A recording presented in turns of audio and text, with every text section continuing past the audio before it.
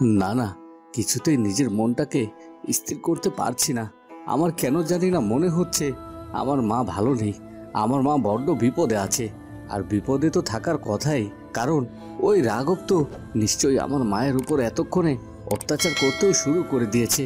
কারণ ও তো চাইছে যে করেই হোক রাজমুকুটটা মাথায় তুলতে, আর মা তো কিছুতেই নিজের ইচ্ছায় কখনো রাজমুকুট রাঘবের মাথায় তুলে দেবে না। আর তাই রাঘব যে কোনো সময় মাকে আঘাত করতেই পারে। আমি কি করব?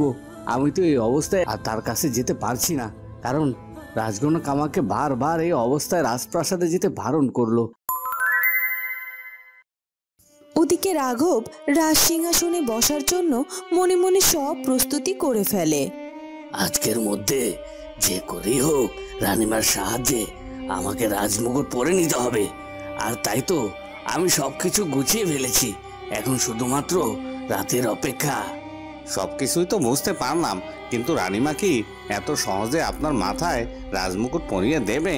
কারণ আমি যতদূর ওনাকে চিনি তাতে করে তো আপনাকে সব কাজ দিয়ে দিলেও রাজমুকুট আপনার মাথায় পরিয়ে দেবে না। আমিও সেটা খুব ভালো করেই জানি প্রহরী, রানীমা কিছুতেই রাজমুকুট আমার মাথায় পরিয়ে দিতে চাইবে না। তবে আমি কয়েকদিন অনেক চেষ্টা করেছি রানীমার মন জয় করার জন্য। রানীমা যদি ভালোই আমার মাথায় রাজমুকুট পরিয়ে দেয় তাহলে ভালো, না হলে আমি রানীমাকে দিয়ে জোর করে কি করে রাজমুকুট নিজের মাথায় পরে নিতে হয় সেটা আমি খুব ভালো করেই জানি। প্রয়োজন হলে রানীমাকে আপনি কি রানীমাকে আঘাত করার কথা চিন্তা করছেন? রানীমাকে আঘাত করব না রানীমাকে চিরকালের মতো এই পৃথিবী থেকে সরিয়ে দেব, সেটা কে বলতে পারে বলো? প্রয়োজন হলে রানীমাকে শেষ করে দেব আমি, আর সেটা কেউ জানতেও পারবে না।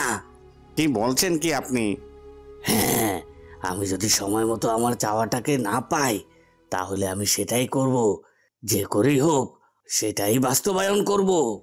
ওদিকে আড়াল থেকে সেই দাসী প্রহরী আর রাঘবের সব কথা শুনে নেয়। এ কি, ওই রাঘব এসব কি বলছে? কি এবার তো উনি রানীমাকে প্রাণে পর্যন্ত মেরে দিতে চাইছেন। না না না, এটা কি করে হতে পারে? আর তাছাড়া আমি তো ওই প্রহরীটার জন্য কোনোভাবে রানীমার কক্ষেও যেতে পারলাম না, আর সময় তো খুব বেশি বাকি নেই। কিন্তু আমি এখন পর্যন্ত রানীমার কোনো খোঁজই জানতে পারলাম না। আর যদি রানীমার কোনো খোঁজ না জানতেই পারি তাহলে কি করে রাজকনককে সব কিছু আমি জানাবো? আর সব থেকে বড় কথা হলো রাজকনক তো আমার জন্য অপেক্ষা করে বসে থাকবে। আজ আমি রাতের বেলা রানীমার খোঁজ নিয়ে তার কাছে যাব। আর আমিও তো রাজকনককে কথা দিয়েছি, আমি তো আমার কথার খেলাপ করতে পারবো না। তবে আমি একবার রানীমার কক্ষে যেতে পারিনি ঠিকই, কিন্তু এবার যে করেই হোক আমাকে একটা না একটা উপায় খুঁজে বের করতেই হবে, আর রানীমার কক্ষে যেতেই হবে। আর তাতে যদি আমার প্রাণ সংশয় হয় সেটাও হোক, আমার তাতে কোনো আফসোস নেই। আর তাছাড়া রানীমা একা একা ওই ঘরের মধ্যে বন্দি আছে, তাই ওনার কাছে আমাকে যে করেই হোক যেতেই হবে। তবে এদিকে তো রাঘব ও রানীমাকে হত্যা করার পরিকল্পনা পর্যন্ত করে ফেলেছে। সে যদি তার কার্যসিদ্ধি না করতে পারে তাহলে তো সত্যি সত্যি সে রানীমার বড় কোনো ক্ষতি করে দেবে। আর রানীমার বড় কোনো যদি ক্ষতি হয়ে যায় তাহলে তখন কি হবে? ওদিকে সেই তোতা পাখি আর নাগরানী চলে আসে অভাগীর কাছে। ওই তো অভাগীকে দেখতে পাচ্ছি, কিন্তু অভাগী এখানে একা একা দাঁড়িয়ে আছে কেন? আপনি তো বলেছিলেন যে অভাগী রূপাকে খুঁজে বের করার জন্য বেরিয়েছে। হ্যাঁ হ্যাঁ, আমি তো সেটাই বলেছিলাম। আর অবাকি সেই কারণেই তো এখানে এসেছে। আর আমার অবাকি হয়তো বা এখন পর্যন্ত রূপাকে খুঁজে পায়নি, আর তাই ও এভাবে এখানে হতাশ হয়ে দাঁড়িয়ে আছে। তবে আমার বিশ্বাস আমার মেয়ে কোনো কিছুতে হার মানতে পারে না। যে করে হোক ও রূপাকে খুঁজে বের করবে। এতদিনে আমি অভাগীকে যতটুকু চিনেছি তাতে আমার এতটুকু বিশ্বাস অভাগীর উপর আছে যে অভাগী নিশ্চয়ই জয়ী হবে। আর আমার একটা জিনিস ভেবে ভালো লাগছে যে এখন পর্যন্ত অভাগীর কোনো বিপদ আপদ হয়নি। হ্যাঁ, আপনি ঠিকই বলেছেন। কিন্তু তারপরও কেন জানি না আমার মনের মধ্যে এক অজানা চিন্তা বাসা বেঁধে আছে। আসলে মায়ের মন তো সন্তানের জন্য যে সব সময় ছটফট করে, তবে আমি কেন জানি না বারবার মনে হচ্ছে যে আমার অভাগীর সামনে অনেক বড় বিপদ হতে পারে। আপনি কোনো চিন্তা করবেন না, আমরা অভাগীর পাশে আছি।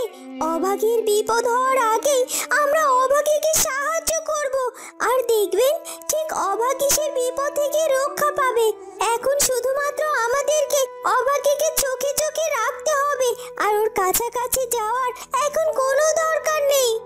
আপনি ঠিকই বলেছেন, আমরা দূর থেকে আমাদের অভাগীর খেয়াল রাখবো। কন এতটা সময় ধরে আমি চিৎকার করছি, আর্তনাদ করছি এখান থেকে মুক্ত হওয়ার জন্য।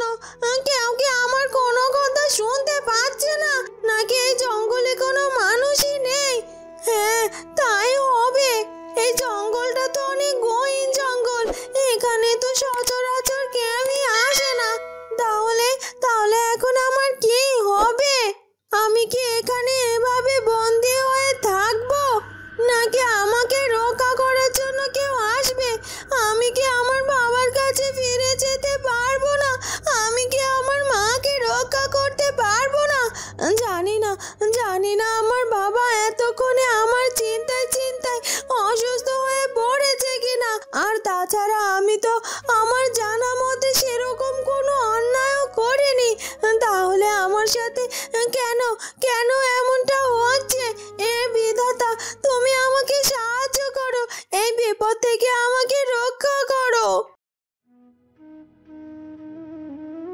ওদিকে মোড়ল মশাই অপেক্ষা করতে থাকে যে কখন অভাগী রূপাকে নিয়ে তার কাছে ফিরে যাবে। এই তো অনেকটা সময় পেরিয়ে গেছে, আর খুব বেশি সময় নেই, সন্ধ্যা হতে চলেছে। আর অভাগী তো আমাকে বলেছে সন্ধ্যার মধ্যে আমার রূপাকে নিয়ে সে ফিরে আসবে। আর আমার কেন জানি না অভাগীর কথাটা বিশ্বাস করতে বড্ড ইচ্ছে করছে। আর আমার মন বলছে যে অভাগী ঠিকই আমার রূপাকে নিয়ে সন্ধ্যের মধ্যেই আমার কাছে ফিরে আসবে। তাই তো আমি আজ সারা দিন কোথাও যাব না, আমি এখানে বসে থাকবো। তবে এবার আমার রূপা ফিরে এলে আমাকে জানতেই হবে কে আমাদের সাথে এমন শত্রুতা করছে, যার কারণে আমার স্ত্রীকে আমি হারিয়ে ফেলেছি, আর আমার মেয়ে রূপাকেও আমি হারাতে চলেছি। তবে আমি যদি একবারের জন্য জানতে পারি যে কে আমার এত বড় ক্ষতি করছে, তাহলে তাকে আমি উচিত শিক্ষা দেব। এখন শুধুমাত্র আমি আমার মেয়েটাকে আমার কাছে পাই, তাহলেই সবকিছু জানতে পারবো আমি। ওদিকে অভাগীও আর একটু দেরি না করে কানিবুড়ির বাড়িতে গিয়ে হাজির হয়। কিছুক্ষণ আগে তো মনে হলো এই বাড়ির ভেতর থেকে রূপা দিদির আর্তনাদ শুনতে পাচ্ছিলাম, কিন্তু এখানে এসে তো কোনো সারা শব্দই পাচ্ছি না তার। আর তাছাড়া এই ঘরের দরজা তো বাইরে থেকে বন্ধ করা দেখতে পাচ্ছি। আচ্ছা, আমি কি আসলে রূপা দিদির কণ্ঠ এই বাড়ির ভেতর থেকে শুনতে পেলাম, নাকি অন্য কোথাও থেকে শুনতে পেলাম? কিছুই তো বুঝতে পারছি না। না না, আমি বরং এখানে একটু চুপচাপ দাঁড়িয়ে থাকি। যদি সত্যি রূপা দিদি এই বাড়ির মধ্যে আটকে থাকে, তাহলে সে আবারও নিশ্চয়ই চিৎকার করবে। তখন আমি ঠিক বুঝতে পারবো যে আসলে রূপা দিদি এই বাড়ির ভেতরে আছে কি না অন্য কোথাও আছে। এ কথা বলে অভাগী বেশ খানিকটা সময় কানিবুড়ির বাড়ির সামনে দাঁড়িয়ে থাকে, কিন্তু ঘরের ভেতর থেকে কারো কোনো চিৎকার বা কোনো শব্দই শুনতে পায় না। বেশ খানিকটা সময় হলো তো আমি এখানে দাঁড়িয়ে আছি, কিন্তু রূপা দিদির গলার আওয়াজ তো আমি আর একটিবারের জন্য শুনতে পেলাম না। তাহলে কি আমি তখন যা শুনেছিলাম সেটা আমার মনের ভুল ছিল? রূপা দিদি কি তাহলে এখানে নেই? আমি হয়তো বা রূপা দিদির কথা চিন্তা করছিলাম দেখে এমনটা হয়তো বা আমার মনে হয়েছে। আর তাছাড়া আমার হাতে তো এখন সময়ই বেশি নেই। এখানে এভাবে দাঁড়িয়ে দাঁড়িয়ে থেকে যদি আমি আমার এত সময় নষ্ট করে ফেলি, তাহলে তো কিছুতেই রূপা দিদিকে খুঁজে পাবো না। আর তাই আমাকে এখানে এভাবে দাঁড়িয়ে না থেকে এখান থেকে এক্ষুনি চলে যেতে হবে, কারণ সন্ধ্যের মধ্যে যে রূপা দিদিকে খুঁজে বের করতেই হবে।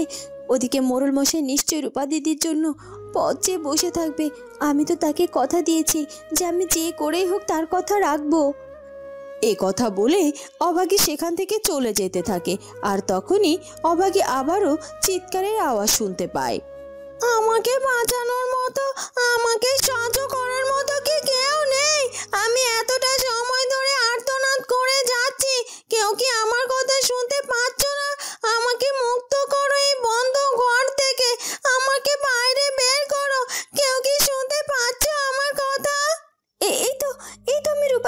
কণ্ঠ শুনতে পাচ্ছি। আর তাছাড়া রূপা দিদির আর্তনাদ এই বাড়িটার ভেতর থেকেই তো আসছে। তার মানে আমি ভুল জায়গায় আসিনি, আমি সঠিক জায়গাতে এসেছি। আর এই ঘরের মধ্যে রূপা দিদি আটকে পড়ে আছে। আমাকে আগে রূপা দিদিকে এখান থেকে মুক্ত করতে হবে। রূপা দিদি তুমি ভয় পেও না রূপা দিদি, আমি এখানে এসেছি। আমি তোমাকে এখান থেকে মুক্ত করে নিয়ে বাড়িতে ফিরে যাব। ওদিকে রাজাকে আটকে রেখে সেই লোক দুটি রাজাকে অনেক আঘাত করতে থাকে। আর আঘাতে আঘাতে জর্জরিত হয়ে রাজা অনেক বেশি অসুস্থ হয়ে পড়ে। আমি যে আর পারছি না, আর সহ্য করতে পারছি না। তোমরা আমাকে আর আঘাত করো না। তোমরা যদি আমাকে আঘাত করো তাহলে এবার যে আমি মরে যাব। আর তাছাড়া আমি এটাও বুঝতে পারছি না যে তোমরা কেন আমাকে এভাবে আটকে রেখেছো, আর কেনই বা আমাকে এভাবে আঘাত করছো। বলো কি চাই তোমাদের, কি চাই আমার কাছে? আমার কাছে যা আছে সে সব কিছু নিয়ে নাও, তারপরও আমাকে এভাবে আঘাত করো না। আর আমাকে ছেড়ে দাও, আমাকে যে আমার রাজ্যে ফিরে যেতে হবে। না, তুমি এখান থেকে কিছুতেই ফিরে যেতে পারবে না। আর এখানে আসাটা যতটা সহজ, এখান থেকে যাওয়াটা তার থেকে অনেক অনেক বেশি কঠিন। আর তুমি যেহেতু এখানে একবার এসে পড়েছো, সেহেতু তোমাকে এখান থেকে কিছুতেই আমরা যেতে দেব না। আর তাছাড়া আমাদের উপর আদেশ আছে আমরা যেন আমাকে আঘাতে আঘাতে জর্জরিত করে ফেলি। কিন্তু কে তোমাদেরকে এই আদেশ দিয়েছে তাকে আমার সামনে নিয়ে এসো, আমি তার সাথে কথা বলতে চাই। আর তাছাড়া আমি এটা বুঝতে পারছি না যে আমার অপরাধ বা কি। তোমরা সব কিছু আমাকে কেন খুলে বলছো না? আপনি এত চিন্তা করবেন না, সময় হলে তিনি ঠিকই আপনার সামনে এসে হাজির হবেন। আর আপনার সব প্রশ্নের উত্তর আপনি পেয়ে যাবেন। কিন্তু এখন আমাদের কাজ আমাদেরকে করতে দিন। এই কথা বলে লোকটি আবারও রাজাকে আঘাত করতে থাকে। বন্ধুরা, কি হতে চলেছে এরপর সেটা জানবো ঝিয়ের মেয়ের ভাগ্য গল্পের পরবর্তী পর্বে। আর আমাদের আজকের ভিডিওটি ভালো লাগলে অবশ্যই আমাদের চ্যানেলটিকে সাবস্ক্রাইব করে দিও। দেখা হবে পরের পর্বে। ধন্যবাদ।